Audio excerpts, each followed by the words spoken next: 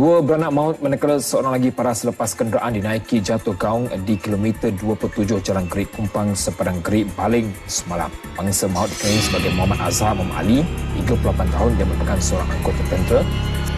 3 maut apabila kenderaan pacuan 4 roda yang dinaiki mereka bertembung dengan sebuah kereta di kilometer 73 Jalan Kuala Kangsar Gerik, Pangkalan Hulu di Perak awal pagi ini. Kemalangan turut menyaksikan 3 individu cedera parah termasuk 2 orang bayi. Ketua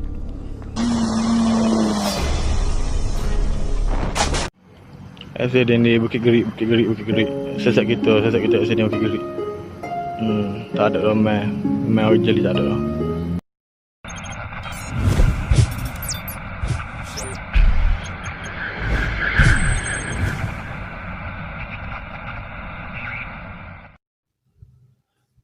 Jalan Raya Timur Barat JRBT merupakan laluan atau projek peringkat Persekutuan Bertaraf Mega yang menelan belanja hampir 205 juta ringgit. Ianya bertujuan untuk memudahkan laluan antara timur dan barat semenanjung Malaysia. Panjang lebuh raya ini 123 km, mula dibina pada tahun 1967 sehingga 1982. Lebuh raya ini menghubungkan negeri Perak iaitu Gerik dan negeri Kelantan iaitu Jeli. Lebuh raya yang hampir berusia 40 tahun ini dibangunkan sepenuhnya oleh Jabatan Kerja Raya Malaysia JKR. Pembinaan jalan raya ini telah mengambil masa yang agak lama di atas beberapa faktor, iaitu faktor geografi, kawasan yang berbukit bukau dan juga faktor serangan pengganas komunis. Ramai pekerja yang telah meninggal dunia akibat korban serangan daripada pihak komunis. Kawasan ini juga telah dikategorikan sebagai kawasan hitam, iaitu bagi keganasan komunis.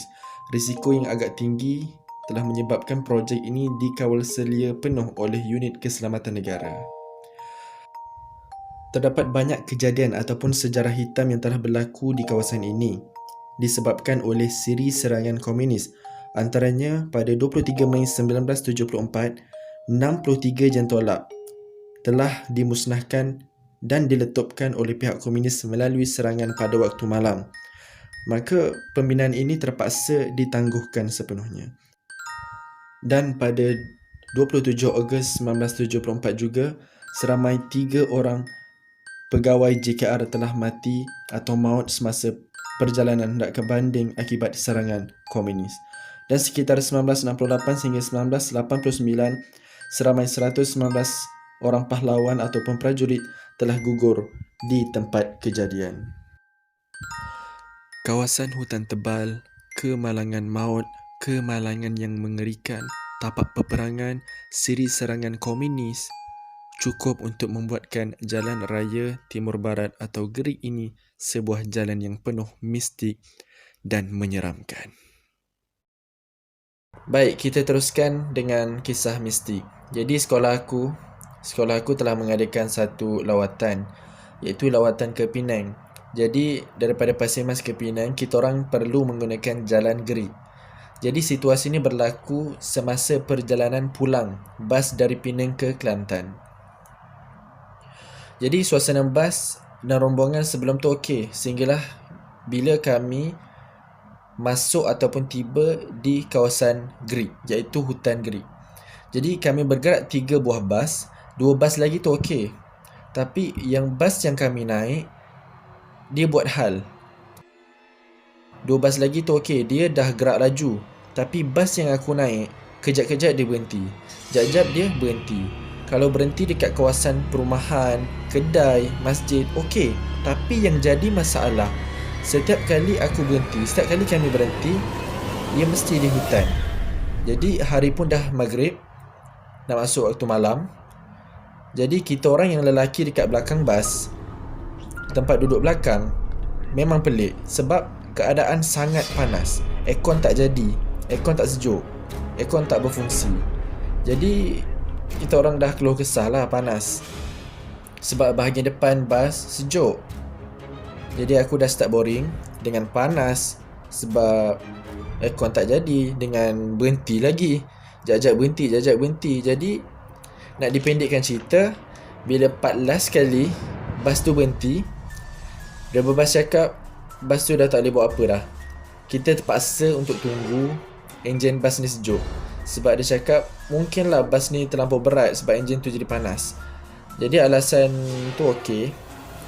Yang jadi masalah pula, kami berhenti betul-betul di atas jambatan di tengah-tengah hutan gerik pada pukul 9.30 malam. Jadi budak-budak pun dah start panik. Lagi-lagi perempuan lah. Jadi aku dengan beberapa orang kawan lagi pergi depan. Pergi ke bahagian depan bas. Jadi kita orang tanyalah cikgu pengiring, apa yang berlaku, apa yang jadi sebenarnya. Jadi driver bas tadi dia dah pergi luar, dia nak check enjin. Bila aku tengok muka cikgu, nak dimudahkan cerita aku akan namakan cikgu ni Cikgu Maimun. Baik, muka Cikgu Maimun dah berubah. Dia pandang atas, kemudian dia pandang depan bas. Bila dia pandang depan bas, muka dia dah pelik. Aku nampak muka dia memang pelik. Aku tengok kiri, aku tengok cikgu yang lain. Ada cikgu tengah baca Quran, tengah berzikir, ada cikgu tengah diam. Jadi bila Cikgu Maimun pandang depan bas, terus dia pandang murid-murid dia, pelajar-pelajar dia, dia suruh bertenang, banyakkan selawat, zikir dan baca Quran.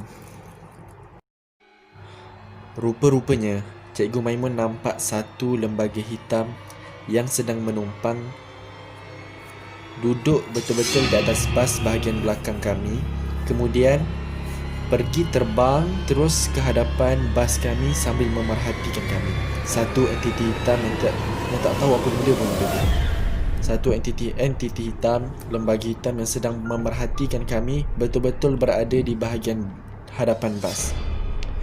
Kemudian bila cikgu nampak, cikgu terus pandang pelajar. Cikgu tak cakap, takut budak-budak histeria. Cikgu suruh baca surah je. Sebab betul-betul tengah hutan, siapa nak tolong? Kemudian yang aku tak boleh tahan, ada seorang kawan ni, nama dia Amirul. Dia keluar jenguk, terus langsung kena marah dengan cikgu. Langsung kena marah dengan Cikgu Maimun. Yelah, dah benda tu betul-betul duduk kat luar, yang dia nak main-main pergi luar tu kenapa? Alhamdulillah tak ada apa-apa. Dan kemungkinan berkat daripada zikir, selawat, bacaan surah, ayat-ayat suci Al-Quran, entiti tersebut terus menghilangkan diri, masuk ke dalam hutan. Alhamdulillah. Jadi lepas saja entiti tersebut pergi, bas kami mulai okey, dan driver bas pun terus masuk dalam bas, bawa sehinggalah kami berhenti sebentar di area Titi Wangsa. Jadi perjalanan kami tu agak pelik, agak menarik. Jadi tak tahulah nak cakap apa.